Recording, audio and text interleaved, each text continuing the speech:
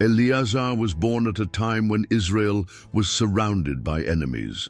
The Philistines were advancing like shadows over the promised land, sacking cities, stealing crops, and spreading fear. God's people, without a strong king to lead them, often found themselves trapped, fleeing or accepting the domination of foreigners. But among the Israelites, there were those who were unwilling to bow down. Eleazar was one of them. The son of Dodo and grandson of Ahoy, Eleazar grew up hearing the stories of his ancestors, warriors and leaders who, with God's strength, liberated Israel in difficult times. From an early age, he learned that the land he walked on was not just any piece of ground. It was an inheritance given by God himself, a promise made to Abraham, Isaac, and Jacob. And if this land belonged to the people of Israel, why were they living like fugitives in it? This question accompanied him as he grew up. Check out more Bible stories full of emotion by subscribing to the channel now and activating the bell to receive all notifications. If you like the content, feel free to support our work with a donation by clicking on the Thanks a Lot button. You can also become a member of the channel and enjoy exclusive benefits. He was no ordinary man. His strength was different. His determination knew no bounds. From a young age, he wielded the sword with skill, trained his body and mind for war because he knew that battle was inevitable. The Philistines would not go away on their own. He could see the worried expression in the eyes of the elders, hear the whispers in the tents about the fear of a new attack. But inside him, something burned, an unshakable certainty. Israel was not alone. It was then that he heard about a man called David, a shepherd who had defeated a giant, someone who didn't fear the Philistines, but faced them with the courage that could only come from God. Eleazar felt his heart burn. Perhaps this was the leader Israel needed. Perhaps it was with him that he would find his true purpose. And so, without looking back, he set off to join the one who would one day be called king. The first time Eleazar saw David, it wasn't in front of a throne or surrounded by riches.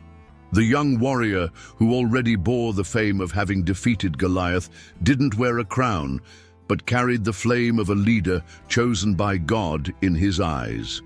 Eleazar watched from afar, unhurriedly, trying to understand what made this man different from other war leaders.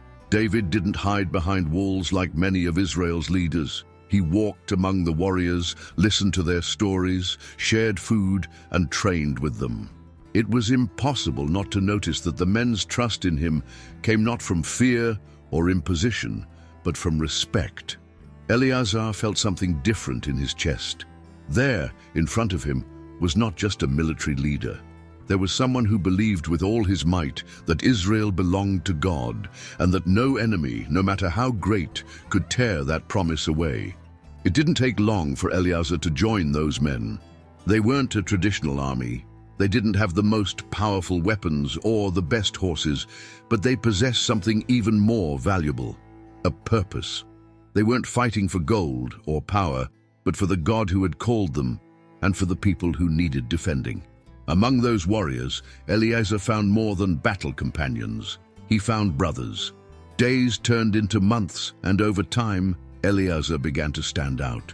His courage was striking, his sword moved with deadly precision, and his heart knew no fear.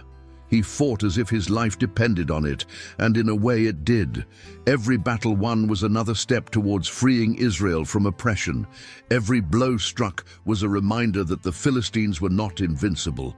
Then came the day that would change everything, the day the Philistines advanced again with a huge army, and fear gripped the Israelites. The warriors began to retreat, the ranks fell apart. But Eleazar felt something different. He couldn't run away. The dust rose on the battlefield, thick as a veil that hid the horizon.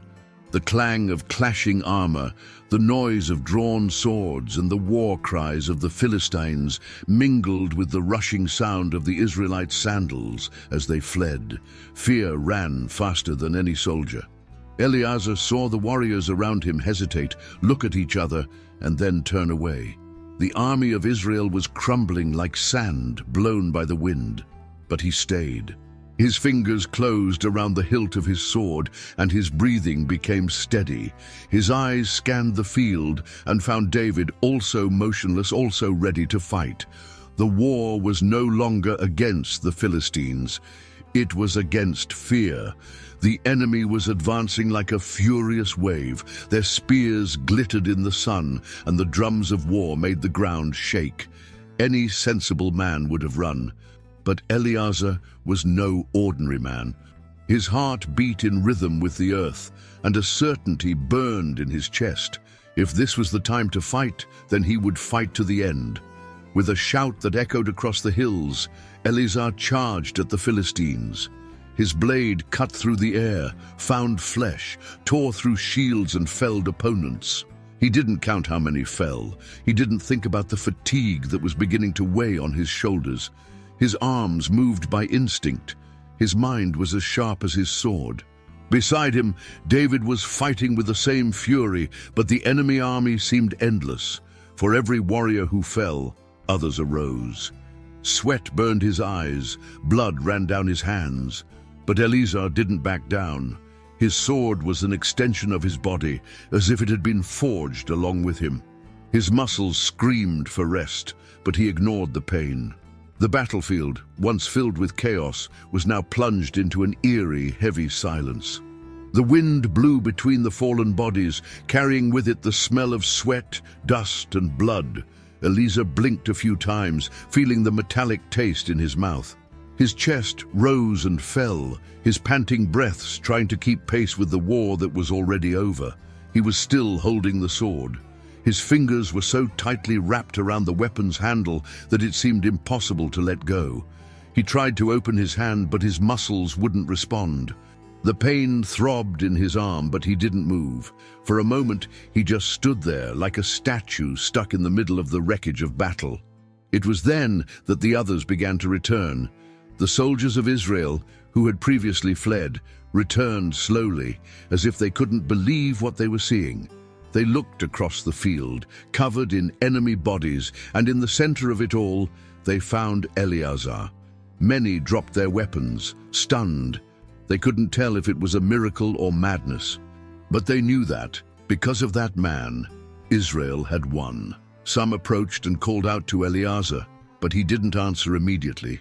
His gaze was still lost among the traces of the battle. When he finally tried to relax his arm, he felt the skin tearing where the iron of the sword had fused to his fist. It was as if the weapon had become part of him, as if God himself had glued it to his hand to remind him that warriors like this don't abandon the fight until the last moment. David approached, his eyes shining with a mixture of pride and respect. He didn't need to say anything. He just stood beside him in silence. Eleazar felt the weight of victory on his shoulders, but there was still something inside him that wouldn't go away, because that wouldn't be the last battle. The Philistines would still come back, and he would be ready. The sun was beginning to set, tinging the sky with golden and blush tones, as if even he recognized the blood spilled that day. The battlefield, once the scene of shouts and clanging swords, was now just an immense open-air cemetery.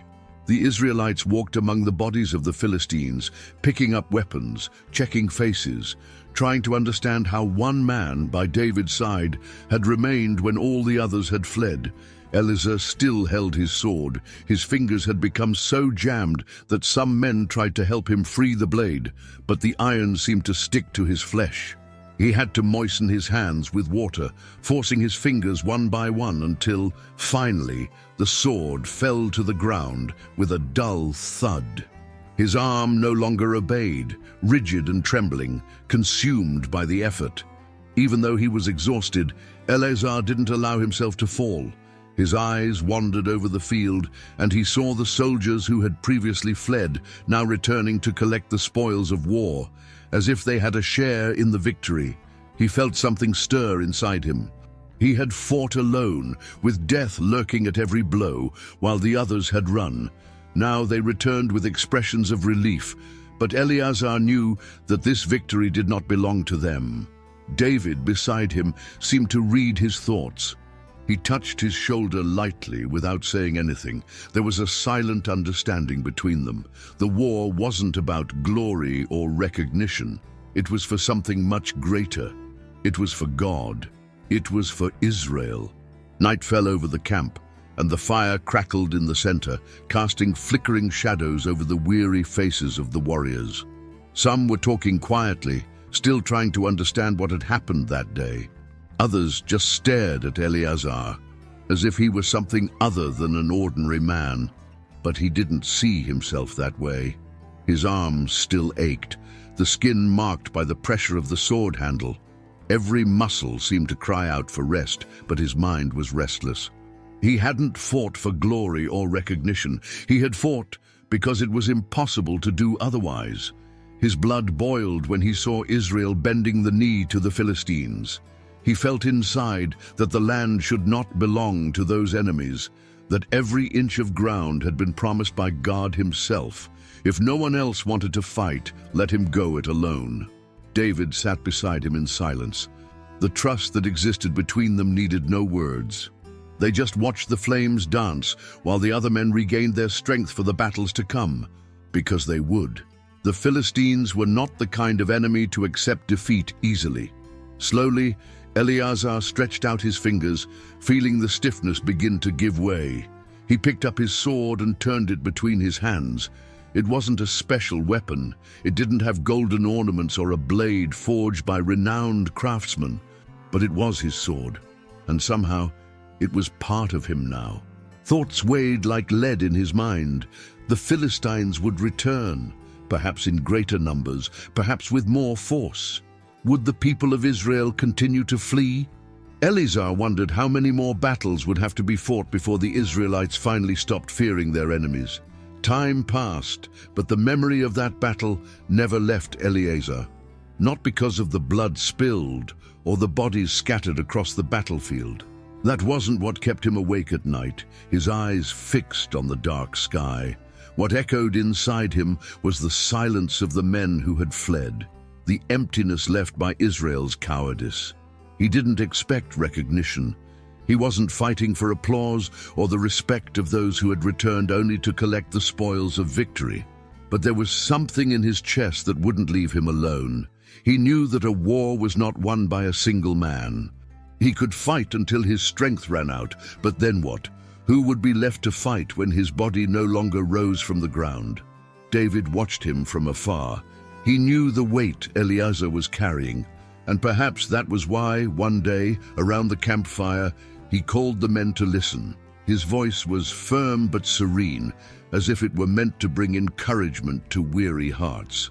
He spoke about fear, about the price of cowardice, but above all, he spoke about the God of Israel, the God who didn't need numerous armies, but willing hearts. The warriors listened in silence, some staring at the ground, others at the flames. Eleazar also listened, but he didn't need words to know what lay ahead. The enemy would return. The land of Israel was still coveted, and the Philistines would not accept defeat easily. The wind swayed the tents, bringing with it the smell of damp earth and the harbinger of another battle. Eleazar felt the weight of the sword in his hand, now recovered. The fight wasn't over yet, and when the time came, he wouldn't hesitate. Waiting was never easy. The silence between battles had a different, almost suffocating weight. Eleazar felt it as he sharpened his sword, listening in the distance to the murmurs among the warriors. Some talked about their homes, others about the times of peace that seemed more and more distant. But Eleazar was under no illusions. War was never really far away. It was just waiting for the right moment to rise up again. David's eyes also reflected this certainty. The king was not yet on his throne, but his presence inspired something that Israel had not known for a long time: hope. Eleazar saw something different in the men's eyes since that last battle. It wasn't just respect for what he had done, but a spark of courage. Maybe, just maybe, next time they wouldn't run. Then the news arrived. The Philistines were gathering strength once again. The spies reported movement along the barley fields. It was a planned attack, and this time their enemies were prepared. Hearing this, Eleazar just nodded. He already knew it would happen. It was only a matter of time. That night, the warriors didn't sleep. They adjusted their armor, sharpened their blades, and prepared for what was to come.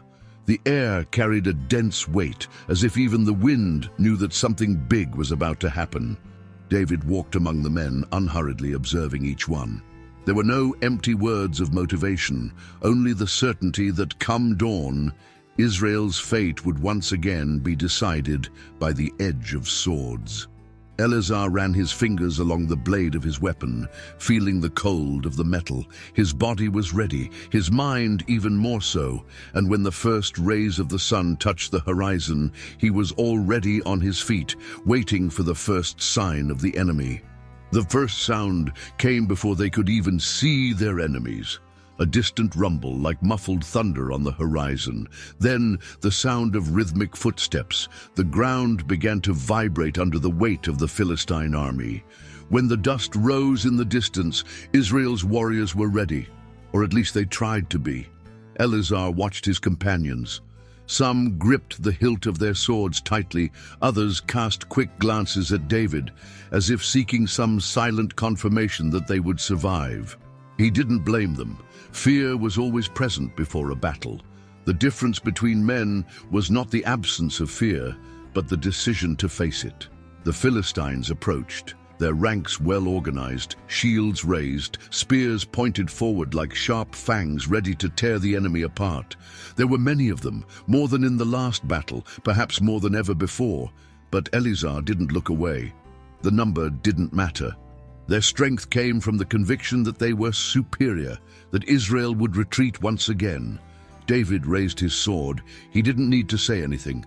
The gesture was enough. The men of Israel advanced, first slowly, then faster, until the distance between the armies disappeared, and then came the impact. The clash of shields, the sound of blades cutting through the air, the screams that tore through the morning. Eleazar plunged into the battle like someone who already knew the outcome. His sword moved without hesitation, striking down every enemy that appeared in front of him. Sweat ran down his face, blood stained his hands, but he didn't stop. Every blow was precise. Every movement was proof that this field did not belong to the Philistines. The day progressed, and the battle became a bloody dance of chaos and resistance. Bodies piled up, warriors fell, but Eleazar carried on. His mind no longer counted the time. He just kept fighting, blow after blow, until he noticed something strange. The noise around him was beginning to subside. The sound of metal against metal was no longer so intense. The war cries were becoming distant echoes.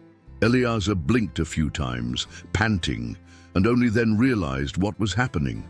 The battlefield, once teeming with enemies, was now a sea of fallen bodies. The Philistines, those who were still alive, had begun to flee. He turned around, trying to find his own.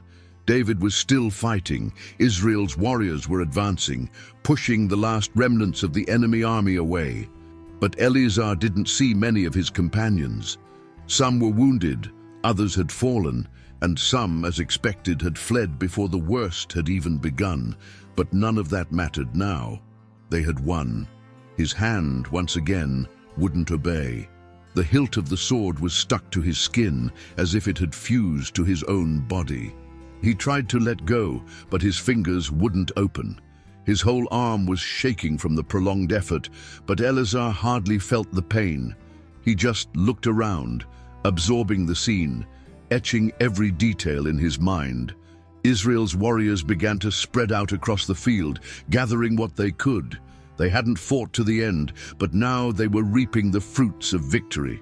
Eleazar observed this in silence. Perhaps at another time he would have gotten angry, felt the same revolt as last time. But not now. He knew that the war wasn't about proving something to himself, nor was it about gaining respect. It was to remind Israel of who they were. The days passed, and the dust of that battle settled like all the others. The bodies were collected, the wounds treated, and silence returned to the fields where the blood had once flowed. But Eleazar's story was not left behind. The warriors talked about him, about how he stayed when everyone fled, about how his sword became part of his hand. And even though Eleazar didn't seek glory, his story ran among the men like a fire that wouldn't go out. He wasn't just a soldier, he was a symbol. Because deep down the real battle was never against the Philistines. It was always against fear, against the cowardice that made men abandon what was rightfully theirs, against the doubt that whispered that Israel wasn't strong enough, against the hesitation that paralyzed warriors before they even wielded a sword. Eleazar teaches us that true strength does not come from numbers, nor from the weapons we carry, but from the decision to stay when everything says to retreat. He didn't stay because he was stronger or faster. He stayed because he knew that some fights cannot be avoided. Some battles need to be fought, even if everyone around gives up. We may not be called to hold a sword, but we all face battles. There are times when everything inside us wants to give up, run away, leave behind. But it's in those moments that we need to remember Eleazar, the man whose hand fused to the sword because he refused to let go of what God had given him. Israel's war continued. Other struggles came, but Eleazar's courage remained as a legacy. And even today, when the battle rages before us, the question remains the same. Will we be those who flee, or those who stand firm until the last blow? If you liked Eleazar's story and want to continue following other stories of faith and overcoming, be sure to like this video and share it with those you love. And of course, subscribe to the channel so you don't miss out on any new content. Together, let's explore more powerful lessons from the Bible.